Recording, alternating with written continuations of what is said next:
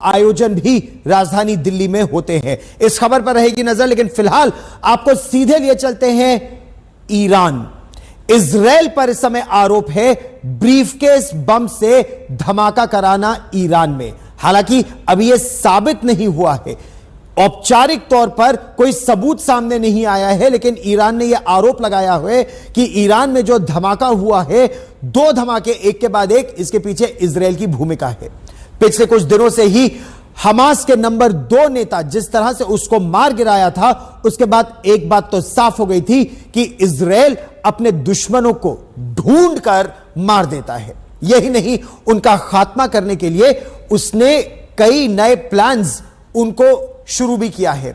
और हम आपको इतिहास बताते हैं। 1972 याद है आपको, जर्मनी में म्यूनिक ओलंपिक खेल चल रहे थे। इजराइल के 11 खिलाड़ियों की हत्या कर दी गई थी। इसके बारे में हम आपको विस्तार से बताएंगे। इजराइल ने अपने देश के लोगों का विश्वास एक बार फिर से जीतने के लिए इजराइल ने वादा किया था कि इस घटना में जितने आतंकवादी शामिल हैं, एक एक को ढूंढकर मार गिराया जाएगा।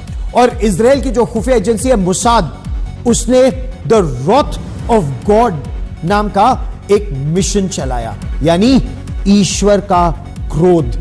दुनिया में घूम घूम कर मोसाद के जो सीक्रेट एजेंट्स थे, उन्होंने एक एक कर जितने लोग शामिल थे उस म्यूनिक ओलंपिक के टेरर अटैक में एक एक कर उनको मार गिराया। कभी फोन बम का इस्तेमाल किया, कभी नकली पासपोर्ट का इस्तेमाल किया, कभी जहर देकर जहर की सुई चुभाई, कभी कार बम का इस्तेमाल किया। और बदला लेने में इजराइल को 20 साल लगे, लेकिन 20 साल बाद उन 9 फिलिस्तीनी आतंकवादियों को इजराइल ने मौत के घाट उतारकर अपना बदला पूरा किया।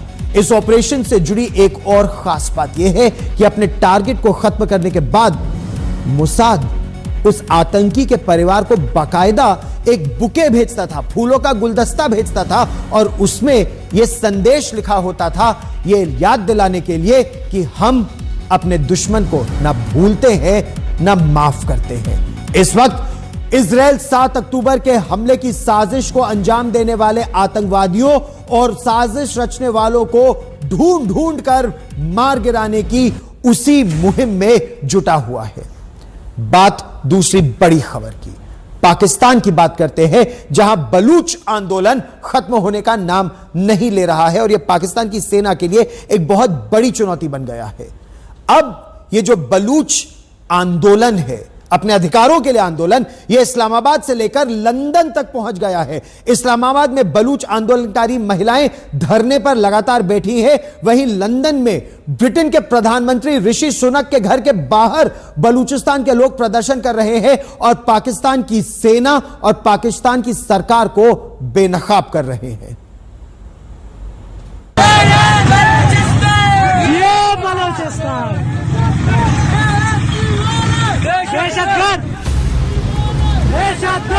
क्या बलूचिस्तान के पाकिस्तान से अलग होने की उल्टी गिनती शुरू हो गई है? ये सवाल पाकिस्तान की सेना के जुल्म के खिलाफ बलूचिस्तान में हुई हड़ताल से उठ खड़ा हुआ है। जो पाकिस्तान कश्मीर में अलगाववादियों के सहारे हड़ताल करवाता था, अब उसके ही घर में फूट पड़ गई है। एक वक्त था जब पाकिस्तान कश्मीर भारत को परेशान करने के लिए हड़ताल करवाता था, उसके एक इशारे पर अलगाववादी शहर बंद करवा दिया करते थे। लेकिन अब उसके यहाँ ऐसा ही हो रहा है। बस फर्क सिर्फ इतना है कि ऐसा बलूचिस्तान के लोग खुद कर रहे हैं। कश्मीरियों को सच बता रहे हैं कि पाकिस्तान किसी का नहीं है।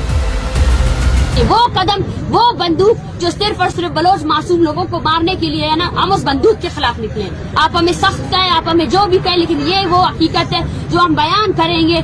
आपका मुखरू चेहरा जो है ना, इस दुनिया को दिखाएंगे। जब आप यूएन में जाकर जो है ना कश्मीर के लिए बात करते हैं, मैं कश्मीरियों से भी कहती हूँ कि पाकिस्तान आपका कोई हमनामा नहीं है। अगर पाकिस्तान हम बलोचों की नस्ल कुशी कर रहा है ना, फिर वो किसी भी मजलूम के जो हक की बात करता है वो भी जस्टिफाइबल नहीं है। उसने आज तक प्रैक्टिकली तौर पर कुछ भी ऐसा नहीं किया जिससे जो है ना ये मजलूम लोगों की नस्ल कुशी को रोका जाए।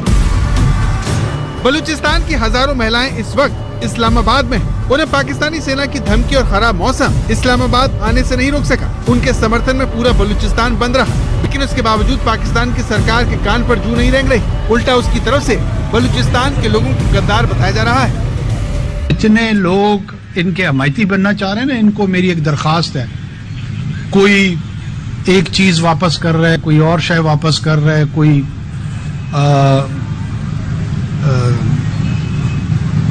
कॉलम्स लिख रहा है, लिखे, जरूर लिखे। इनमें से जो ये समझता है ना कि ये हक पर हैं, तो बीएलए और बीएलएफ के कैंप ज्वाइन कर लें ताकि हमें भी क्लैरिटी मिल जाए कि ये खड़े का है। उससे बड़ा इंटेलेक्चुअल इनमें से कोई नहीं है। आए सामने, हमारा 1 मिनट मुझे इस पे बोलने दे, बैठे आप। लेकिन बलूचिस्तान के लोग ऐसा नहीं मानते। वो अपने साथ हो रहे जुल्म के लिए पाकिस्तान को दोष देते हैं, चेतावनी देते हैं कि अगर यही सब कुछ होता रहा तो फिर बलूचिस्तान को बांग्लादेश बनने से कोई नहीं रोक पाएगा। अगर यही हाल रहा शायद बन जाए। ये जो जुल्म सितम हो रहा है, मिसिंग पीपल पर पिछले हुकूमत में बिल बना, इन लोगों ने रिजेक्ट किया। किस मुल्क के पाकिस्तान की आर्मी दुनिया में मानी जाती है, इदारे भी। आपके बंदे अपने मुल्क में ड्रग्स भी बेचते हैं, सारा का सारा चोर है। पाकिस्तान की सत्ता और सेना पर हमेशा से पंजाब का कब्जा रहा है। बांग्लादेश बनने की वजह भी पाकिस्तानी पंजाबियों का दबदबा था और बलूचिस्तान के लोगों को भी यही शिकायत है। इसीलिए पाकिस्तान के दोनों राज्यों में मतभेद गहराते जा रहे हैं। हामिद मीर जैसे पाकिस्तानी पत्रकार एक्स पर लिख रहे हैं कि जहां महरंग बलोच की कॉल पर पूरा बलूचिस्तान बंद रहा, लेकिन पाकिस्तान के बाकी हिस्सों में इसका कोई असर देखने को नहीं मिला। आखिर क्यों? पाकिस्तान के पंजाब में बलूचिस्तान को लेकर कितनी गलत सोच है, अब उसे सुनिए। ये हुकूमत और आवाम का जंग है। आवाम कुछ हुकूमत के लिए नहीं करते, आवाम के लिए नहीं करते, तो पंजाबी और पठान में की क्या दुश्मनी है? पाकिस्तान में बलूचिस्तान को लेकर भले ही कुछ भी कहा जाए, लेकिन दुनिया में उसकी पोल खुलनी शुरू हो गई है। ताज मोहम्मद नाम के बलोच के परिवार ने लंदन में यूके के प्रधानमंत्री के घर के बाहर प्रदर्शन किया। वज़ीर-ए-आज़म ऋषि सनक के राजघाट एंड डाउनिंग स्ट्रीट के बाहर बलूचिस्तान की एक फैमिली प्रोटेस्ट कर रही है और उनका ये कहना है कि आज से तकरीबन 3 वर्ष कबल जो फैमिली के सरबराह थे मीर ताज मोहम्मद सरपारा, उनको अगवा कर लिया गया था और आज तक ये नहीं पता चल सका कि वो कहाँ पर हैं। ताज मोहम्मद को पाकिस्तानी सेना ने 3 साल पहले उसके घर से जबरन पकड़ा था, जिसके बाद वो कभी घर नहीं लौटा। मेरी हस्बैंड को 19 जुलाई 2020 को कराची से घर से एयरपोर्ट जा रहे थे, रास्ते में 3 साल 5 महीने के अरसा हुआ है। अभी तक हमें पता नहीं है कि मेरे हस्बैंड किस हाल में, कहाँ पे, हमें कुछ भी नहीं बताया। ये भी कि 3 मंथ्स आफ्टर मेरे अब्बू के जबरी गुमशुदगी के बाद हमारे घर कराची DHA में आकर रेड और लूट हमारे सारे वैल्यूबल्स को उन्होंने लूट किया। और जो 2 चौकीदार थे, हाउसकीपर्स थे, उन्हें इन्होंने अगवा करके डिटेन किया और फिर जो मेरे वालिदैन के कमरे में पर्सनल बेडरूम में इन्होंने 2 बुलेट्स रखे। बलूचिस्तान को पाकिस्तान ने झूठ और फरेब से अपने में मिलाया, फिर उस पर कभी न खत्म होने वाले जुल्म किए, लेकिन अब उसके पाप का घड़ा भर गया है। आज तक ब्यूरो। और आपको सीधे लिए चलते हैं श्री राम जन्मभूमि अयोध्या, जहां 22 जनवरी को प्राण प्रतिष्ठा कार्यक्रम को लेकर सुरक्षा के पुख्ता इंतजाम किए जा रहे हैं। हम आपको प्राण प्रतिष्ठा से पहले और उस दिन किस तरह की सुरक्षा होगी उसकी कुछ तस्वीरें दिखाते हैं। 22 जनवरी की सुरक्षा के लिए 11,000 से अधिक सुरक्षा कर्मियों को तैनात किया जा रहा है। अयोध्या में श्री राम मंदिर की सुरक्षा को देखते हुए आर्टिफिशियल इंटेलिजेंस आधारित सर्विलेंस सिस्टम को भी लगाया गया है।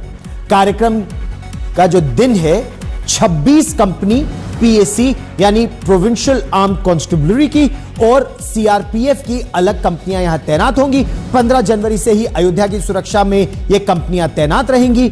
8,000 पुलिस कर्मियों की अलग अतिरिक्त तैनाती की जाएगी। इसके अलावा UP STF, UP ATS, UP special security force, NSG के कमांडो और स्पेशल हाइडॉट या डोमिनेशन टीम्स अलग अलग जगह अयोध्या पर, श्री राम नगरी पर नजर रखेंगी। पूरी अयोध्या को रेड और येलो जोन में बांटा गया है। मंदिर परिसर के अंदर CRPF की 6 कंपनी, PAC की 3 कंपनी और UP SSF की 9 कंपनियों के साथ साथ 300 से अधिक पुलिसकर्मियों को तैनात किया जा रहा है। 22 जनवरी को होने वाले कार्यक्रम के मद्देनजर 1 सप्ताह पहले से ही ट्रैफिक डायवर्जन का प्लान लागू कर दिया जाएगा। और अयोध्या की सुरक्षा की कमान संभाल रहे रेंज आईजी प्रवीण कुमार से आज तक संवाददाता संतोष शर्मा ने एक्सक्लूसिव बातचीत की। सुनिए। हमारे साथ बात करने के लिए अयोध्या के आईजी प्रवीण कुमार जी हैं। सर, 22 जनवरी की तारीख बहुत अहम, और किस तरीके से सुरक्षा होगी? देखिए, एक ये महत्वपूर्ण कार्यक्रम है, ऐतिहासिक कार्यक्रम है, और उसको लेकर सभी आवश्यक व्यवस्थाएं कर ली गई हैं।